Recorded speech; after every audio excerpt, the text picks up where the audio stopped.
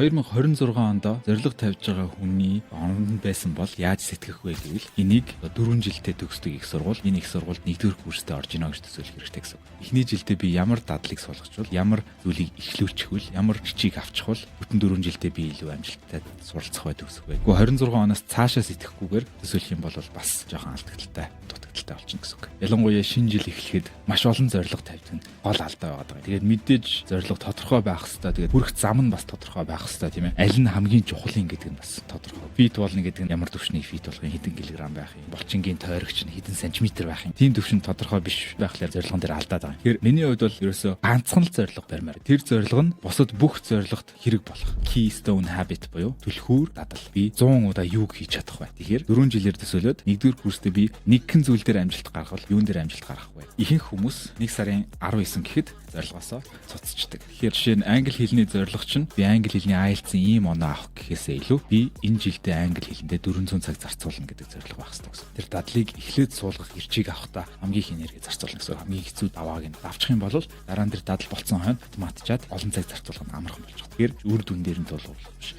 Хийж чадах зүйл дээр төвлөрөх. Хийх үйлдэлүүд нь бас тодорхой байх хэрэгтэй, системтэй байх хэрэгтэй. Ямар нэгэн коуч, тасгалжуулагч гэх мэт хүнийг авах юм бол илүү үр дүнтэй. Яг жишээ манай Octo-Learning премиум курсанд суралцах юм бол тэр зорилготой маш том суурийг нь тавьсан дадлыг суулгаж үр дүн эзнэ гэсэн.